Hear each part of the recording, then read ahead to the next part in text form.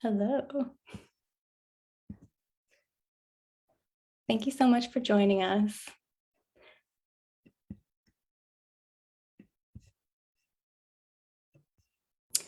My name is Nicole Haldupis, and I'm the marketing coordinator at Breakwater Books. We're excited to welcome you to the virtual launch of Nicholas Ruddock's latest novel, Last Hummingbird West of Chile, which has been rapturously received so far, and which we're launching tonight in partnership with the Bookshelf in Guelph. We respectfully acknowledge the land on which we operate as the ancestral homelands of the Beothuk, the island of Newfoundland as the ancestral homelands of the Mi'kmaq and Beothuk. And we would also like to recognize the Inuit and Innu as the original people of Labrador.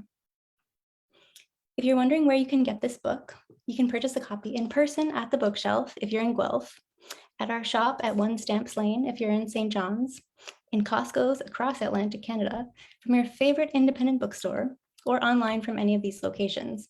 I'll put the links in the chat for you for those.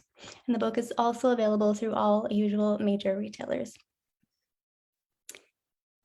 I'm very pleased to introduce your host for the evening, Barb Minute, mother of the Bookshelf, which started in 1973. Please welcome Barb. I'm trying to hear clapping. Hi, everyone. Thanks for coming tonight. This is very strange. We're all in a different cosmos, but here we are. Let's make the best of it. First, I'd like to do a land acknowledgement for Guelph. Guelph is situated on treaty land that is steeped in rich Indigenous history and home to many First Nations, Inuit, and Métis people today. As a city, we have a responsibility for the stewardship of the land on which we live and work. Today, we acknowledge the Mississaugas of the Credit First Nation of the Anishinaabe peoples on whose traditional territory we are living. We thank them for their stewardship. Okay, so for those of you who don't know Nicholas Ruddock, he's a physician who's also a writer. He has worked in Newfoundland and Labrador, Yukon Territory, Montreal, and Guelph. After being published in the letters section of the Times Literary Supplement, he began to submit work to literary journals in 2002. He's won many prizes for his short fiction, among them the UK Bridgeport Prize, the CBC Exile Short Story Prize, and has been shortlisted for the Circus Berlin's Short Story Award in 2020. Also the London Sunday Times Short Story Award in 2016. In poetry, he has placed second in the Antigonish Review in 2002 and the Fiddlehead in 2003. His first novel, The Parabolist, was shortlisted for the Toronto Book Award and the Arthur Ellis Award. His second novel, Night Ambulance, published by Breakwater, was a finalist in the Indie Next Generation Awards in 2016. A short story collection, How Levita Got Her Baby, again Breakwater, 2014, was adapted to film by the Canadian Film Centre. It was narrated by Gordon Pinsent. He's also published by all of our great literary magazines, Brick, Dalhousie, Antigonish Review, Fiddlehead, Prism International, Grain, and Exile, and even in Northern Ireland by the Irish Pages and Fish Anthology and Moth magazine. But he wants you to know that he's also received many justified rejections. So the thing about Nick too that you have to understand is that he has a wicked sense of humor. Just in talking to a friend of mine who was a nurse, she told us about how he would constantly regale the nurses in the hospital. So he's a real treasure. Right, Nick? Oh. Okay, so here's my first question. I wouldn't go that far. Can you hear? Yeah, I can hear. Okay. You don't have to do drugs to have an altered experience. You just have to read this book. It is Swiftian in its approach, science-based, with knowledge pouring off every page, messages everywhere without being didactic. Did you have a good time writing it? Did it take you back to the books of your childhood? Where did it come from? I had a very good time writing it. It seemed to go fairly smoothly because there was really nothing holding me back. As I could make stuff up, and I could find out later if it was true. For example, I knew nothing about this. Most of the places we were going to on this around the world trip, and often I would write things as I would imagine them to be, but then I would do some research and find out I was wildly wrong or I was almost right. And but the whole book was more fun to write than most writers would admit to. I probably shouldn't admit to enjoying it so much. And Okay, so Nick, let's Yeah. just stop here because I've totally screwed up what we were supposed to be doing. you're We're supposed to do a little reading first. So, okay, so let's stop here with that in mind about how much he enjoyed the book. And maybe Nick, you can read for a few minutes to give the listeners just a little taste of what your book is about.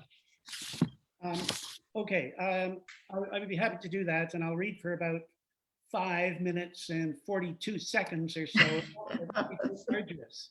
But let me first, I want to point out a few details on the cover. If I hold it up like so, is that visible now?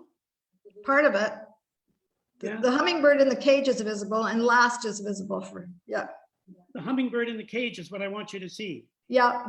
Okay. I think that is a beautiful picture of the hummingbird. It's both winsome and plaintive as the hummingbird sits in the cage. If you look at the size of the hummingbird and you look at the size of the cage, you would think that the cage is only about the size of a thimble or two. In the book, of course, it's a regular sized bird cage in which the hummingbird is pinned. And the title, Last Hummingbird West of Chile, I would ask everybody, what is West of Chile? The original title of the book was just Last Hummingbird, but once I hit on West of Chile to add to that, I realized that west of Chile is nothing but a huge expanse of water, hundreds of thousands of square miles. Subliminally, I think this title primes the reader to expect anything, including, as it turns out, animals, birds, and trees that talk. However, I'd like to point out that human voices provide most of the impetus for the plot. And as the novel progresses, as in nature, those human voices become more and more prominent, except for the continual observations of the hummingbird. Next, if we turn to the first page, we come to an epigraph which reads, the fallow deer, the wary fox, the ewe, the spider, the servant girl. This unattributed quotation, which I actually wrote myself, introduces the possibility of multiple voices on an equal footing. In fact, none of those few animal or insects are in the book at all, but for the last one, the servant girl, and she is a very important character, and she speaks on the first page. So I will now read from the first page of the true text of the novel. And it says, the year is 1832 and the speaker is Clovis Oldham, 16. Miss Albertson told me that every baby is born into peril, squeezed earthward by the instinctive contractions of the womb, pushed down into a rigid girdle of bone. The baby's chest cannot expand. The umbilical cord wraps itself as a ligature around the throat. The head might prove too large to pass. With that in mind, dear girl, she said, any woman would be wise to measure the circumference of her lover's head before yielding to him, should she wish to live past 17. Such were her cautionary words as she sent me, the youngest of the chambermaids, to the third floor bedroom of the manor house. There I was to stand motionless, warm blankets in my arms, as Lady Amberley, well advanced in labor, produced her first child. But those instructions proved impossible to follow. In the first place, the Earl, the father, had been drinking in the library. His excessive laughter filled the stairway, causing visible discomfort to all attending. Secondly, the doctor, on arriving, immediately thrust me front and center, saying, take up the lamp, Clovis, that is your name? Clovis, turn the wick up high, stand by my side, shed light upon the vestibule. Do not let your hand shake, no matter the provocation. So there I was, unexpectedly in a position of importance, watching the crowning of the head, the gushing forth of the child's body in a shocking stream of fluid.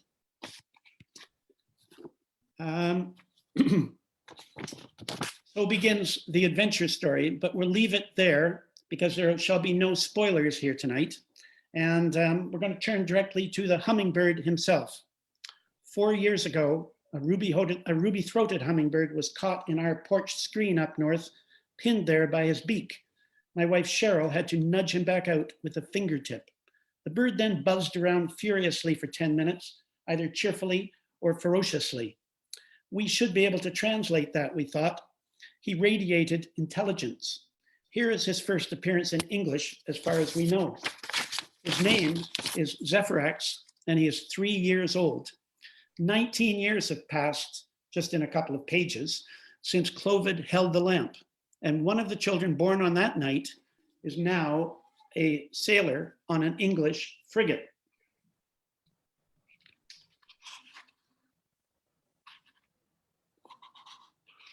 I shall find Zephyrax in a second.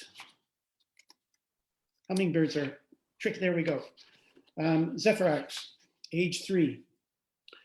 By the early 19th century, we had tacitly accepted the English word hummingbird to describe ourselves within the biological world. It captured the hum, and certainly we were birds. Let them call us what they wish, and if we liked it, we would make it ours. Therefore, it was as hummingbirds that we gathered over the beach at Valparaiso, 742 of us, counted to the last feather. We were primed for travel, preening ourselves, anticipating the Andes, the Amazon, the Gulf of Mexico, Louisiana, the rivers Mississippi and Ohio, the Adirondacks, and beyond. But it turned out differently, to say the least. Our cadre of leaders had overheard a conversation between an albatross and a storm petrel, and on that flimsy basis, they had decided to venture in a westerly direction for the first time in our species' history. We would leave Chile and set straight out over the Pacific. If we flew for long enough, according to the albatross and the petrel, we would arrive at a land of milk and honey. But wait, Zephyrax, I thought, neither milk nor honey was a prime constituent of our diet, and I had long believed from close observation that a bird's wingspan was inversely proportional to its intelligence. Therefore, I said to my closest friends that caution was indicated. I had no faith in loose-lipped albatrosses, or for that matter, seabirds of any kind. We should stick to our time-tested North American route with its recognizable flowers and nectars, dim-witted insects, and landing opportunities always close at hand. The matter was put to a vote, and I lost. Madness, I thought, but hummingbird ethics demanded that I follow my leaders to Hellengone. So there I was in the midst of the flock, anonymous at 1,000 feet as we left the reassuring coast of Chile. We flew nonstop westward for 3 days and nights, during which we found nothing to eat or drink, nothing to rest upon. We were nearing exhaustion when nature dealt us another blow. The incumbent air became heavy, sodden with moisture. The wind, until then spirited at our backs, vanished entirely, making it more difficult for our wings to carry us. But we pushed on as best we could, pretending to each other that we were as dauntless as ever, until word passed through the flock nervously that our leaders feared we had perhaps entered the doldrums. At that dreadful news, many of the younger birds fell outright to the sea and were lost, causing a brief splintering of our formation. Wry observations came hard and fast from sardonic ones, saying that I, Zephyrax, had been right all along, that if it was foolhardy to embark on such an uncharted journey, that we would pay a heavy price for the hell-bent for feathers attitude of our squadron captains. Caution and tradition would have served us more expeditiously. But such comments, however welcome they were to me personally, rubbed salt in the wounds of the decision makers. Pessimists, they cried out, moved to the back of the flock. No one did. Instead, we continued to struggle, pressing through the choking miasma from below, until suddenly a young female spun deliriously back to us from a scouting sortie, saying that she had spied a break in the flocculent mist gathered on the ocean below. A dark speck floating there, she said, something solid. Hopeful at last, we descended, following her in a still luminescent cloud of green and ruby violet, as beautiful in arc and flow as ever. And there, upon the graying sheen of the sea, was a merchant vessel adrift, apparently abandoned, sails collapsed, rigging torn, multiple lines of rope hanging overhead like unkempt tresses of hair. Our leaders voted for immediate action. They suggested that we land upon the vessel, for despite its ragtag appearance, we might find sustenance in the form of fruit from which to take a sip, or at the very least, a source of fresh water and a few hours rest. Gratefully, we completed our descent from the heavens and landed, encrusting the vessel from yardarm to forecastle, bow to stern, a magnificent sight that I expected never to see again. Imagine our horror when within a few minutes of our settling into place, another spontaneous rent appeared in the fabric of vaporous heat. A second vessel appeared, also hopelessly adrift, with a worn and dirty flag of England drooping from its tallest mast. Several hundred bearded men were crowded upon its near deck, pointing at us, raising a hue and cry, applying magnifying glasses in our direction with such overt interest that we felt a nakedness, absurd you might think, but true, and a vulnerability that was soon justified when a roar and flame of fire erupted from their forward cannon. A charge flew towards us, barely missing the bow of our adopted shelter. Little wonder that we rose, startled, frightened, that we pirouetted in the air to avoid a second salvo, though a second salvo never came. And we marveled as we made our escape at the overt malice of those human beings who had tried to kill us, men to whom we had actually felt a brief kinship, sharing as we did, temporarily, the tropical nightmare of the doldrums.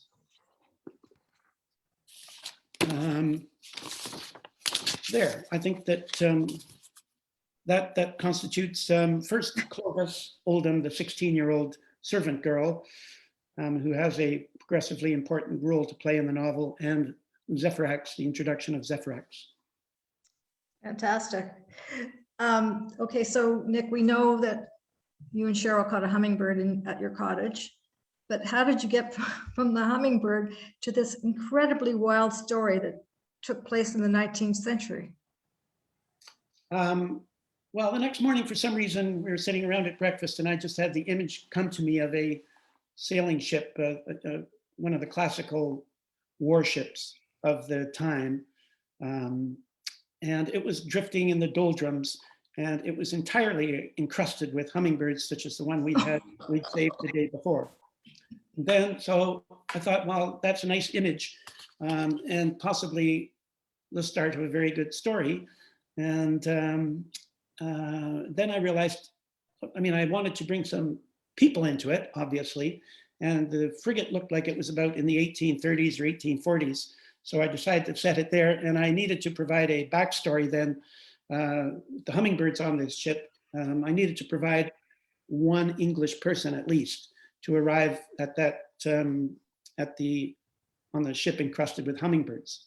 So that led me back to England, and I had to create the family troubles, the son running away from home, really quite useless in any regard. So he got a job on it, or he was able to get a job as a sailor and subsequently sail out from Bristol.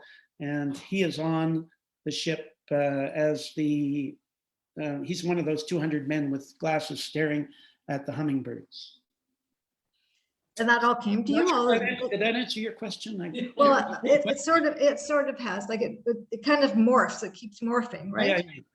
Right. So, and then I realized, of course, that if my hummingbird was going to be talking, it's hardly fair that the oak might as well be talking too.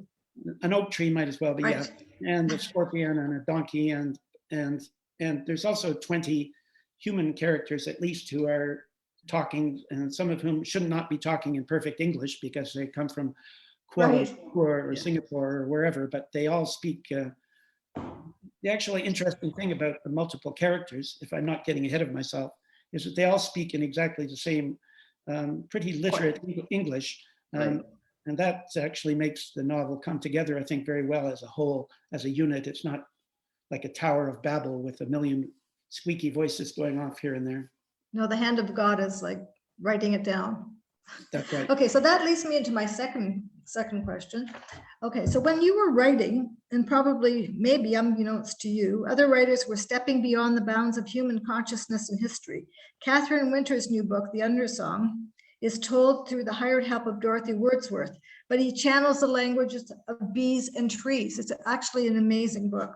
So she'll be a Governor General Award nominee also, I think. Also, Bridgerton writers, Bridgerton, which I don't think you said you watched, but many people have had. Bridgerton writers rewrote the 19th century with Black characters of power. Why do you think this convergence is happening right now? maybe it's not a convergence, but it just seems to me like it No. is. Like, No, it's true. There's books, there's all kinds of trees talking all of a sudden, I understand. And there's even another hummingbird book out, but, and there's a, right, Jeff Vandermeer, right. yeah. His hummingbird is dead and stuffed. It's quite the opposite of mine. But anyway, I just think that the precarious state of the world and the fact that there's such treasures around us that that if we just open our eyes to that, and we see the animals and the birds and the trees, that was kind of a hackneyed thing I'm going to say, but we are so self-confident and stupid that we don't see what's before us. And to give agency to other voices, it's an important time to do that. I'm not sure I thought that at the time. I'm thinking about post ipso facto, because at the time I was just trying to be interesting. And that you were. Okay, so I just to switch gears here a bit. I know that your wonderful family is immersed in the arts, writers, editors, and artists. Did you have them read it and give feedback? And how much did you share with them? And what about your real editor? What was your relationship like with your family and then your real editor? Well, I think the only one in the family that really read the book was Cheryl. Oh, okay. Yeah, but she had lots of things to say. She would, if I took too many liberties, or if I was stepping on a few landmines, or my foot coming to land on a landmine of, because there are some issues, we certainly raised some touchy issues there, like there are some interracial sex scenes, and there are interracial conflicts, and there are first contact with natives, and there are slave, there's issues with slaves in Egypt, lots of places where I could easily misstep these days. But Cheryl was very good with that and made sure I didn't. And my real editors, or my editors at Breakwater, who were Jessica Grant and Claire Wiltshire, were totally awesome. They're smarter than I am. They caught all kinds of little mistakes I made, and so I was helped a lot on the details. Okay, so that then brings me to the fact that my daughter Nora was also a reader. She's an editor too in real life, and she too was a help if she could get a word in past Cheryl. Okay, so there's quite a bit of, not quite a bit, there's sex in your books. And you say my books or book? Well, I think there's other sex in your other books. Maybe I'm wrong, but there is sex in this. There's some sex in this book. And one character says sex is women and men, men and women, women and women. But like, this is an era, as you had mentioned, where I don't know how much self-censoring do you experience? Because the fuel of social media, like, has done something to writing, I think, and to people's consciousness. I can't remember what character actually said that phrase. Sex is. I can get it if you want. The page number is somewhere. It probably doesn't matter, because all the characters would probably believe more or less the same thing. I think that was just describing the sexual possibilities for human beings, probably, obviously. So it must have been a human character talking about it. There's sex in this novel, but it's, I have to confess, it's not as overt as perhaps in The Parabolist or one of my other novels. It's slightly, some of it is observed. Most of it is actually observed by a third party. The third party, like being a tiller on the boat, or a hummingbird flying through a cathedral, seeing two people on the cathedral floor. So it's sort of, it's done in more amusing, it's not in a heavy duty, panting, lusty, smack you on the, smack against each other with sweaty bodies type sex. But do you find yourself, do you self-censor, do you think? Or maybe we don't even know whether we're. Well, Yeah, but I should be censored because I wouldn't want all of my ideas to be out there. That would be terrible. Mhm. But there's a difference between like being creative and self-censoring, I think. But I guess we don't actually understand at this point what all this is doing to our subconscious, I think. Are you talking about like self-censoring regarding sex scenes or self-censoring? Yeah, well, both, like just in terms of the stuff that Cheryl was helping you with also, like you can make one error in, I don't know. Yeah, I know. You can make errors of white privilege or something, and it would be very devastating if Mhm. and we have been over this with a fine-tooth comb, both Cheryl and me and the editors at Breakwater, because every single problem we have today is touched on in this novel. Right, yeah. But it is happening in That's why I called it Swiftian. Yeah, it is happening in 1852, but I think we've made sure that it's all been done sensitively, but without, I wouldn't really call it censored. I would just say it's why it was a wise, I didn't actually cut much out, like maybe a sentence or two here and there, or added one. The Okay. one that jumps to mind is there is a sex scene between a doctor and a patient, and it was made very clear to me that I should make absolutely sure that it was a 100% consensual, that there was no heavy duty Me Too kind of aspect to it. And it was very easy to do that. It just required the addition of one sentence, but that's an example of, I suppose, self-censoring, but I'm glad we did. Right, good. Okay, so I think I'll just ask one more question before you head into another short reading. Okay, women. Your female characters are woke for the most part, but the men, often the scoundrels with some exceptions. What is your feeling about men in general, and considering the right-wing times we're in, where are men heading? Well, that's some question. I'm not a deep thinker. I have an exalted view of women, probably. Right. I always think they're perfect or wonderful, and equally unexalted view of men. So I would say that I don't think, I also know lots of nice men, of course, but if I err anywhere in my books, it's probably in making the women too wonderful, and interesting. But I think that's a good way to go if I'm going to make this. If I'm going to err one way, that's probably it's reasonable to say. I'm trying to think if there's an evil woman in this book. I don't think there is. No. But they all have their little foibles, and they're not perfect. But Yeah, well. And some of the men are really wonderful. Razak, the navigator, the man from Kuala Lumpur, though he starts off as a murderer, turns out to be, in my opinion, the hero of the book on the human side. And there are some bad men. Yeah, anyway. Okay, just one more short question. Your vocabulary is terrific. Words like lancinating, obtunding, copacing. How has your medical career enhanced your writing?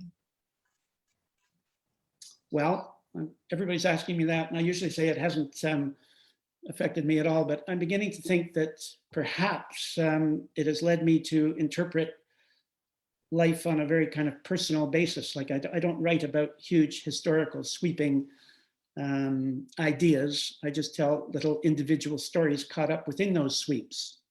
So I'm used to, perhaps for 40 or 50 years, used to sitting in an office and talking to people who've had various experiences, and some of them aren't very good, and some of them may be, the result of war or separation or drunkenness or violence or whatever. But I'm just listening to it on a personal basis, and I'm beginning to think that maybe that's how I write as well, that I just talk about those little stories. I don't suddenly jump up and start talking about the evil. I don't think the evils of colonialism, for example, comes up on a page just to talk about it. It's just something that is reflected through the individual lives of the characters in the book. So you'll get the same impression, but you won't get a political feeling from the book. You'll get a personal feeling from the book. Well, I think that's why I said it's not didactic. That could be. Right now, I think being political is pretty is pretty trendy, but I admit I'm not, I think I get the same political punch to it, but I don't do it Yeah. talking about major sweeping ideas. I talk about the life of one or two people, some girl bearing babies in a pauper's field in Singapore, is to me more powerful than 4 paragraphs on burying babies somewhere. You know, there's a lot of bad things going on, but I'm talking about them on a very private and individual basis. And I might reflect my medical career. But that's up until this time right now, I haven't ever said that. Okay, well, that's great, Nick. Thank you so much for this really wild ride of a book. Brian and Hannah, my partner and my daughter, and I all love the book, and we never actually agree on books. So that's it was really great. Okay, so now you're going to read for a short while, and then I think Nicole is going to come back with questions from the audience. So thanks so much, Nick. Thank you, Barb. Those were scary questions. Good. So I thought, I'm still here, yeah. I thought that I would read the beginning of another major character, that being the white oak, which is a tree. I'm emphasizing in this reading here tonight, early passages in the book, and I'm leaving out things like the murder perpetrated by the teenager Clovis and other sinister plot propelling turns, just so those who haven't read the book will still have a fresh approach to it when they get to it. So I'm actually going to read 2 quickie little bits here. One is by the white oak, which plays a very important role as far as all the way to Singapore. I was a tree, a white oak, one of a countless number in the Adirondack Mountains. We were integral members of the Carolinian forest, stretching as far as we could see. Perhaps for all we knew, we went on forever. At any rate, there we were, rolling in dark green over the dips and valleys of the earth in all directions, covering the longest hills in undulations unbroken but for the odd cliff face or waterfall. In autumn, our green changed to yellow-red, and then we were bare and black in winter, presenting a more somber, windswept landscape. Pockets of conifers stood out as daubed slashes of blue-green, or if weighted down with snow, they were white. I burst to life, presumably from a single acorn planted by a squirrel, a morsel of intended food. But as chance would have it, my squirrel forgot me, as squirrels are prone to do. They are good at planting, but are even better at forgetting. My taproot took hold. It burrowed into sandy loam and was incubated under layers of bent grass and fallen leaves. I grew 3 inches in my first year. Then for 200 years, I added annually a growth ring to my heartwood and became, speaking modestly, a straight and solid adult member of the forest, a Quercus alba of impressive, unmeasurable mass, my height 120 feet, my circumference at base 16 feet. I was surrounded by similar trees, hundreds of us.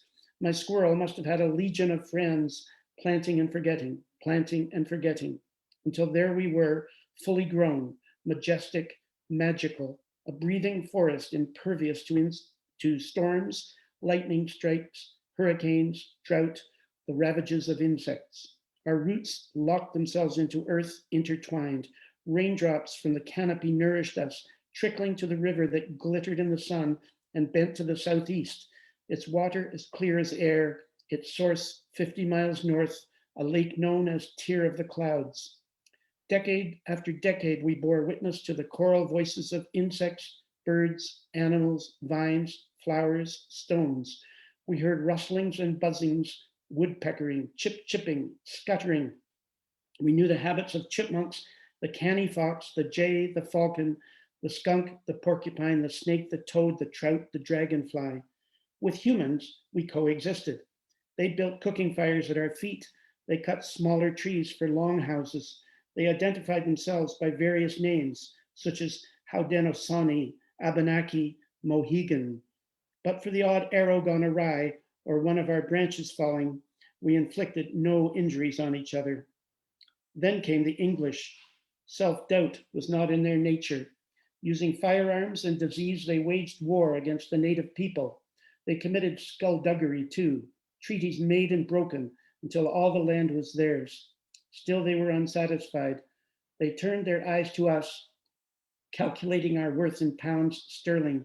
They sharpened their tools, and one autumnal afternoon, shortly after the first frost, 200 of them arrived in carts and wagons, built a camp by the river, and set upon us with the same frenzied rapacity as they had upon the Haudenosaunee and the fur-bearing beaver, the marten, the muskrat, the mink.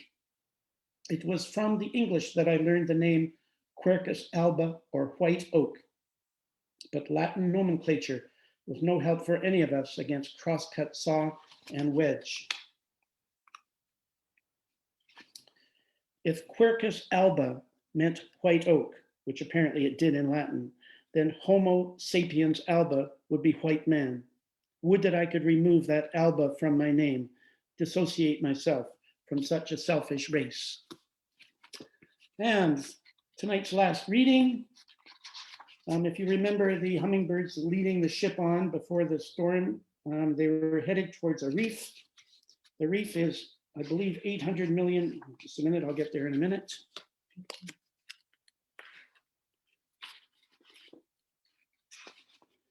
The reef is 500 million years old. We saw, this is the reef speaking, we saw approaching from the east a vast formation of birds. First came a dozen leaders in a pocket vanguard, conversing among themselves, chippering, nattering, plotting, strategizing, all characteristics we knew of hummingbirds. It was their unique custom to complain, to never be satisfied, to constantly be on the lookout for advantage. Had we ever seen a hummingbird? Yes, before tectonic plates shifted, before we were subsumed by salt water, before they changed their name from dinosaur. They were flying en masse in a formation almost as towering as cumulonimbus, green and gold against the darkening sky. They were difficult to count, being so tiny individually, darting about like minnows. A buzzing emanated from their wings, as though electric eels had been released to the air. They formed a shifting curtain against the eastern horizon, the waning light playing tricks upon their feathers, green and red changing to gold and silver. By contrast, we were solid rock, our jagged teeth fortified by iron. We were fixed as solidly to the earth as the polar star was to the firmament. But despite that immobility, or because of it, we were open to be thrilled by those feathered acrobats who rose and fell as one, balletic, sweeping our evening sky. Come morning, they would be gone, and we would be left with a horizon bleak in all directions, empty but for the usual wind-blown gulls, raucous or silent, resting on the sea. Then, as though the flight of the colored birds were not enough, we became aware of a wooden ship running flat out before the gale. There she was on collision course, 500 yards distant, three-masted, not a soul on deck. We counted slowly to 20 before she slammed against us, before we felt the familiar soft ripping of wood. The iron of our incisors drove effortlessly 30, 40, 60 feet into the shuddering hull, into the galley where pots were still a bubble on the stove, into the sleeping quarters where every man and object drowned in total silence, sailor, master, desk and quill, mandolin, fiddle, lantern, book. Down came the mainmast in a grand finale, and whatever was left of that careless ship was thrown over our shoulder to the sector of the ocean that we could not see. End of reading. End of the reading. So there's Nicole. Hi. Thank you so much, Nick. That was a really, really great reading. Thank you so much. Thank you. And thank you to Barb as well for great questions. It was a wonderful conversation. So now we would like to open it up to you, the audience. If you have any questions for Nick, you can type them into the Q&A box, or if you'd like to use your voice and say your question out loud to Nick, you can raise your hand. There's a button on the bottom to raise your hand. And if you are watching on Facebook, thank you for joining us. You can type your question into the comments And I'll ask Nick for you. Oh, I see some hands. All right. So our first question is from Jeff Window. I will allow you to talk here, Jeff. Can you hear me? Yes, we can. I hear you. Okay. So, Mr. Ruddock, I enjoyed your book a great deal. It was a fast-paced, adventurous, coming of age kind of an adventure. But, you know, getting into it after a short time, I suddenly realized that we've got all these irregular narrators. What my question is, and perhaps you've alluded to it already, I can't quite figure out what was your intent. Is your intent to write this coming of age story, which, you know, admittedly was very compelling, or was it really to be a vehicle for your maybe more political views, given voice through these various entities, animate and inanimate? I would say that my initial intent was to write an adventure story, just on a sweeping worldwide scale, just to change from my previous two books, which were kind of very focused on a small location and on one or two lives. When I got going on this adventure story, because of the inclusion of the hummingbird, all of those other voices were almost mandatory. If I was going to be an honest person, I couldn't leave just the hummingbird talking and have scorpions mute, or donkeys mute, or trees mute. So I would say it morphed from being an adventure story into something much more interesting and more political, but I'm not very political in the writing. I still, as I sort of alluded to, as you alluded that I might have alluded to, I tend to make my points through little stories, or through focused on people rather than picking up on political problems or trends, if that answers the question. Jeff Window. So you'd say that the the inclusion of these voices that commented on very real 21st century issues was maybe an add-on idea after you got the idea for writing the adventure story? Yes, but I'm not sure that they're really 21st century ideas. I think they're ideas that are current now, but the seeds or even the seeds were planted long before the 1850s. But the fruits of colonial, or the problems that are brought up in the book were there at the time, and they've continued into our era. So there's not too many problems that we have right now that didn't actually start 100 or 150 years ago. The politics of the 1850s, just which sort of show up in the book, reverberate down to now, and they feel modern. But that just happened because I guess that's the way it is. I didn't try to make that a big part of the book. It developed on its. Thank you. I don't do a lot of thinking when I'm starting to write these things, or finishing them. Thinking is thrust upon me by others. Thank you, Jeff. Thank you.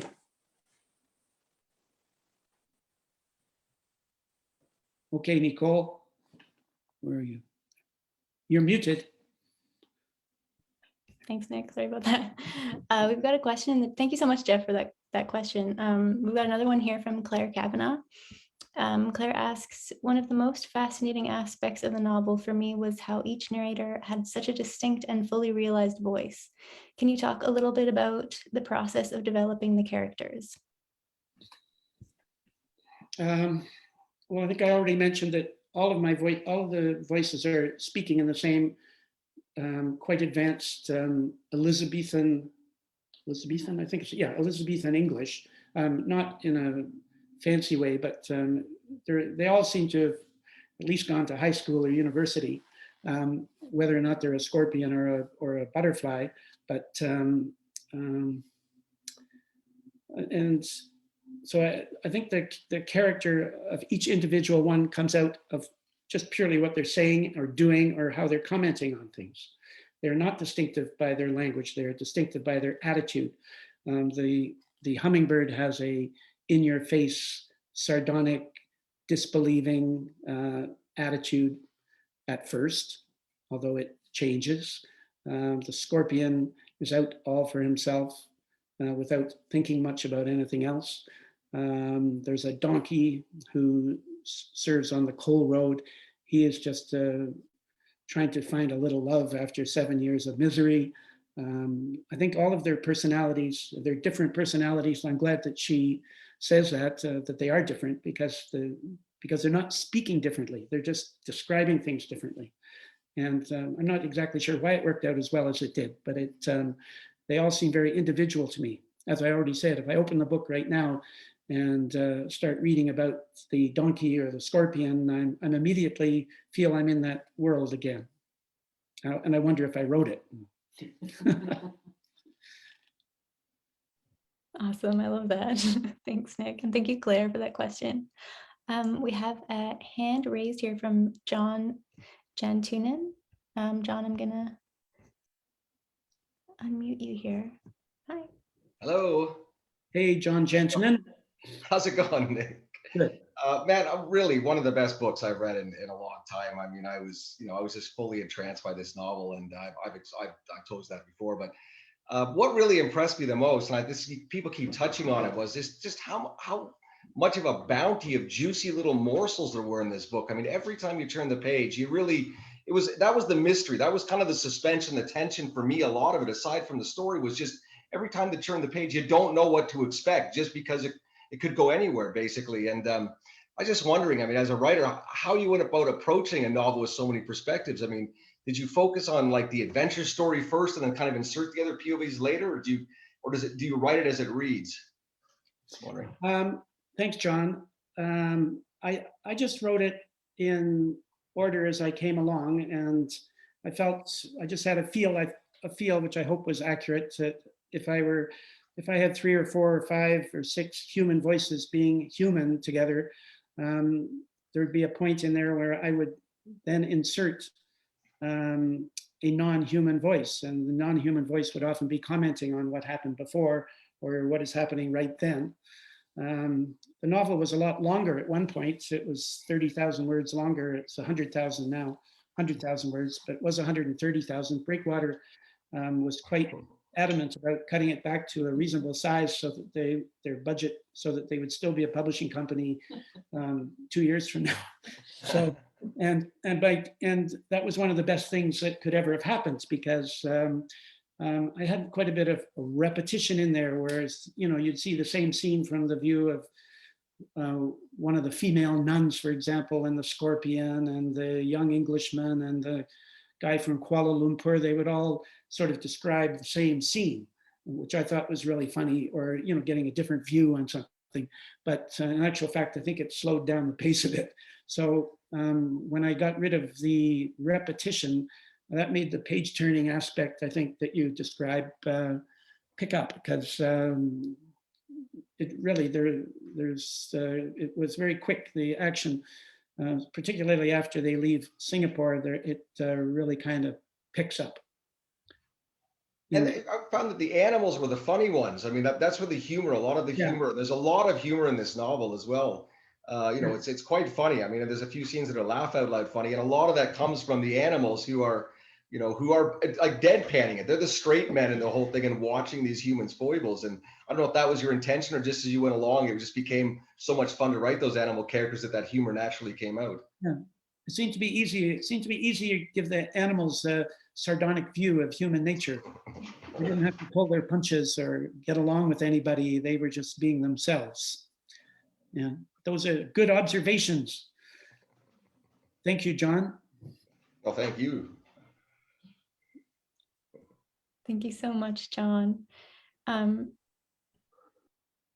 We've got a raised hand from Fran Gallagher Shoebrook. Hi, Fran.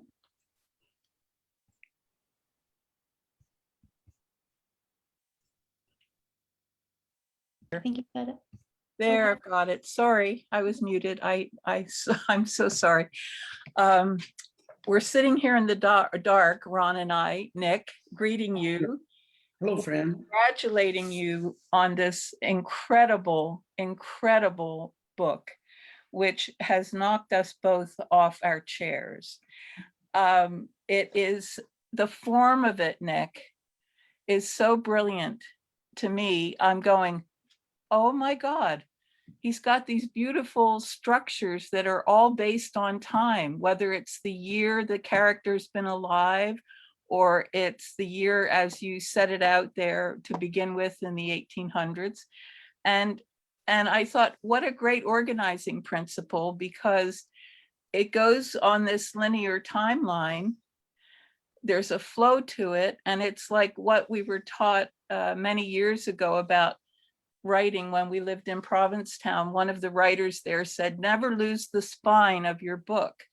And all I could think of was Nick's spine in this book that he never lets go of, and that keeps this path and this track, is the way that you organize the time, whether you give it to us in terms of stating the year or the age of the speaker. And I think that is just so brilliant in itself, Nick. And the other thing that I want to make sure to remark about is that I do believe that your technique of having all these animated and inanimate creatures, they become anthropomorphized really because of the language you give them. But the way that you've done it, you have definitely made a case for the interconnectedness of everything, people and nature and things. You know, rocks are animated, rocks are alive, they change, they shift, they grow over time, and they dissolve as well. You have given us a beautiful portrait of the integration, the interconnectedness of all life. And that's a political statement in itself. If people want to look for politics in this, yes, colonialism you've pronounced upon, and the white man, the Homo sapiens alba, and that beautiful tree that comments on all of this and saves a life in the end there. I just think, Nick, that these integrations that you've made with all of these authentic voices is like an overall statement of the unity of creation. And as somebody said earlier, I couldn't put this book down. It's so compelling. The voices are compelling. The whole thing, the story, the adventure story of it is so compelling that you can't put this book away. You have to go on the adventure with you until it's finished. And thank God you didn't leave us in the doldrums, man. We don't need the doldrums right now. Thank you, Fran. You are such a well-spoken and brilliant person that you should take over this book somehow. And all we need is a couple more opinions like that. Well, I'll take it under my arm when I go to the supermarket. Very kind of you. Nick, this is Ron. I'm hanging on Fran's coattails. I just want to talk. I haven't read the whole book yet. I've only read the beginning, a few, I don't know, 10 pages in or so.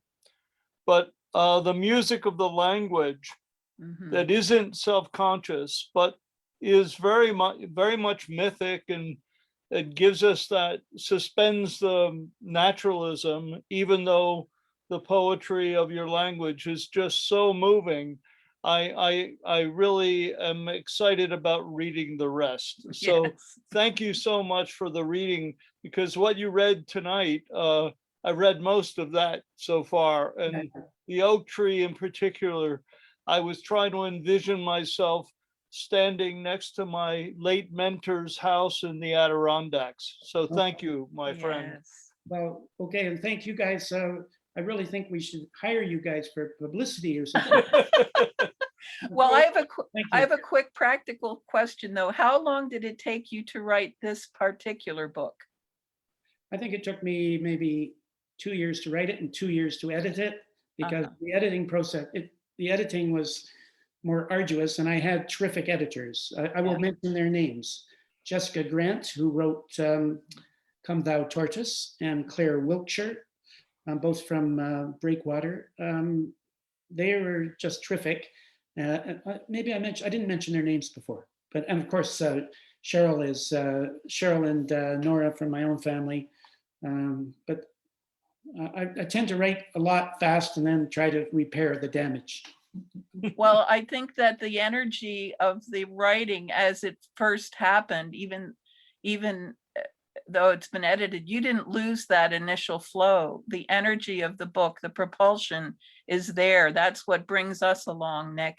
And I want to say how beautifully designed this book as an object, holding it in my hand. The embossed image of the bird in the cage and that beautiful little star in the word Chile.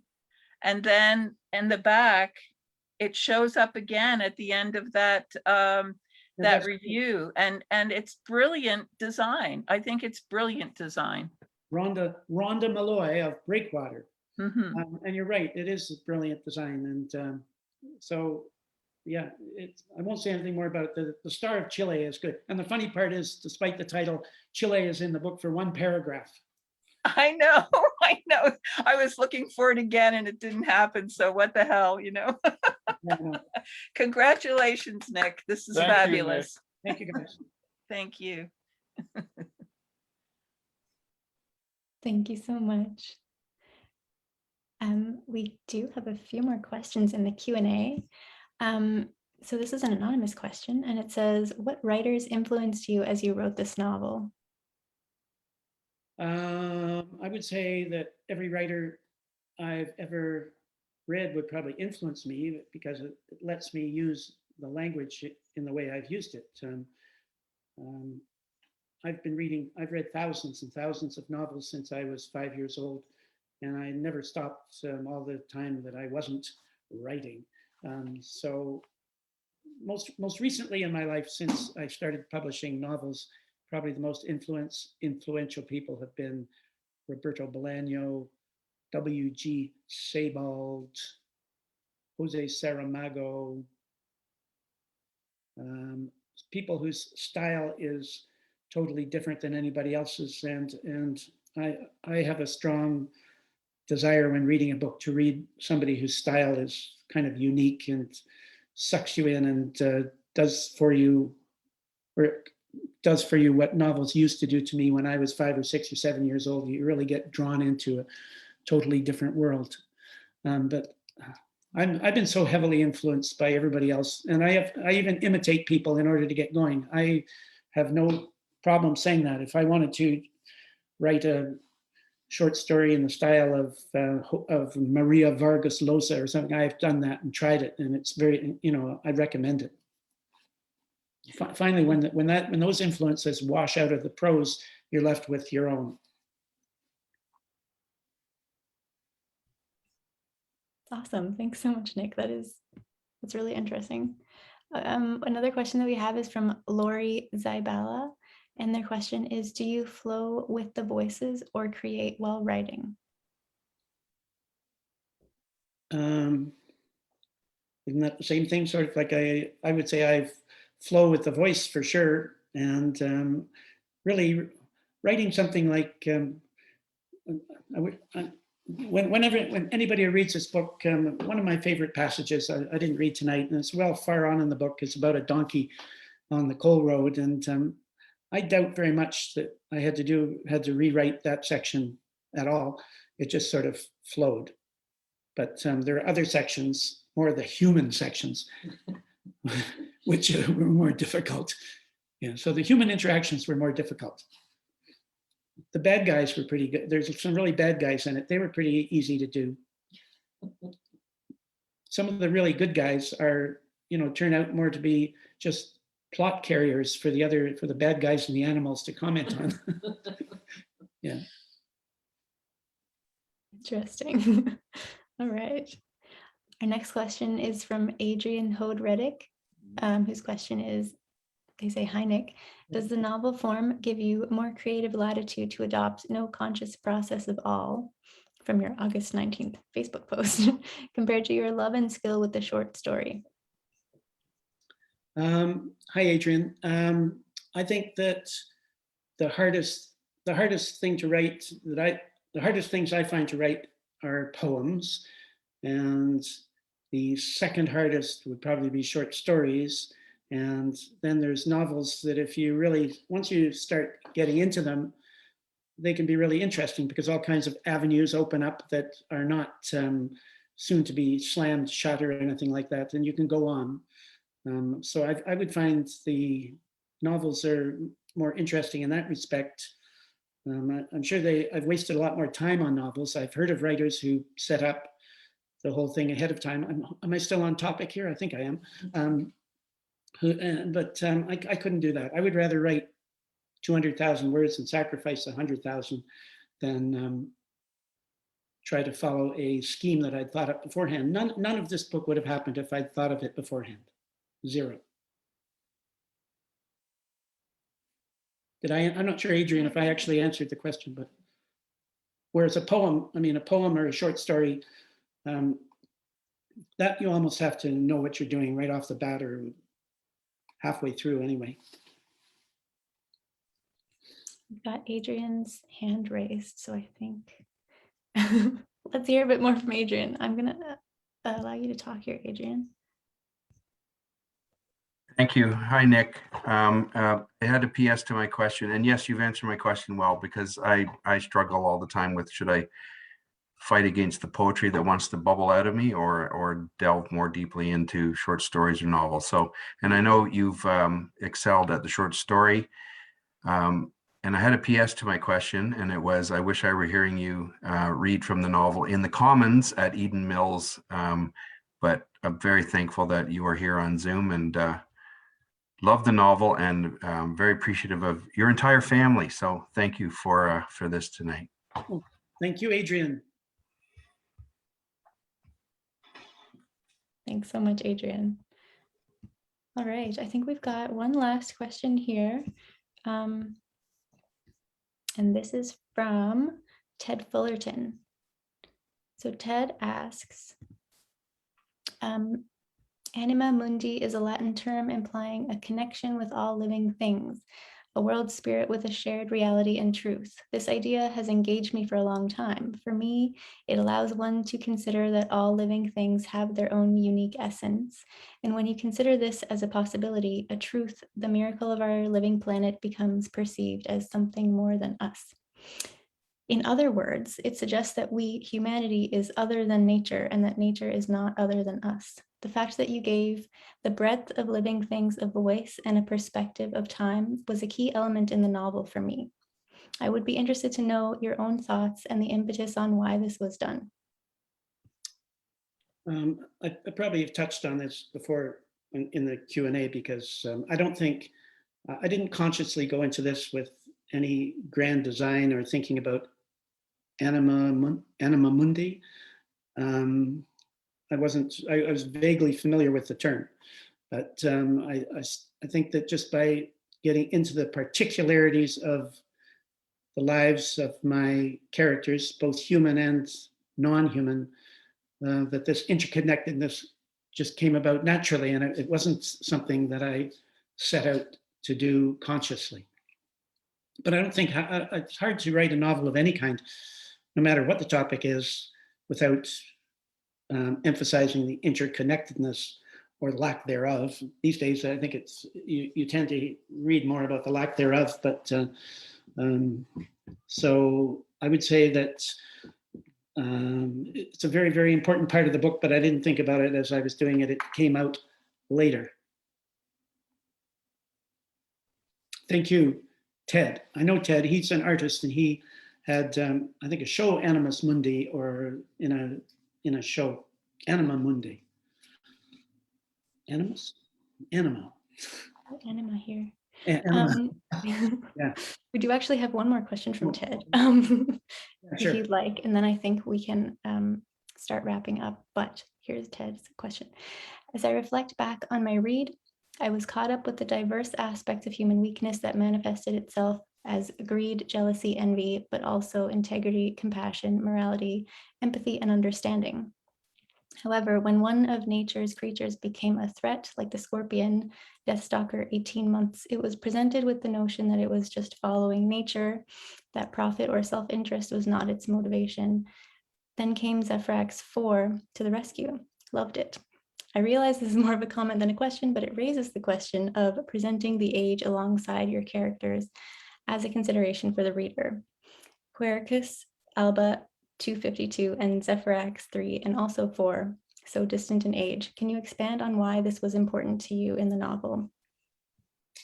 Yeah, I think we talked about that briefly before, and that the age was important to me to tie the spirit world, which everybody seems to want to call it, together. If the reef is 500 million years old, and the island is 12,000 years old, and J. Maya, the native girl, is 16, and just the ages were very important to me, because it put it all along a timeline. And once I started to put them in, I couldn't very well stop. So I have a donkey who's 8 or 9 years old, and it was just part of each little section there is headed by a name and an age.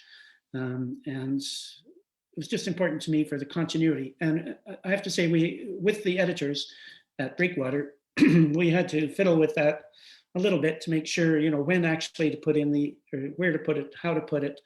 But I think we all agreed it was important for the reader to stay in track. So you would know that the baby was 0, and then the baby was 19, and then the baby was 20. And it helps pass the time as they go from Singapore to Suez to Cairo to Venice, back to London. That's, along the way there, some of them age. So thank you for all the good questions. Yes, thank you so much to everyone for attending and for your great questions. Thank you so much to Nick for your enthralling readings, and to Barb as well for your questions. Those were amazing. We'd also like to take this opportunity to thank our funders, the Canada Council for the Arts, the Canada Book Fund through the Department of Canadian Heritage, and the Government of Newfoundland and Labrador. Don't forget to pick up your copy of Nick's brand new book, either from the bookshelf, or from our shop in St. John's, or from wherever you like to buy your books from. Thank you so much for coming. Thank you, Nicole. Thank you, Barb.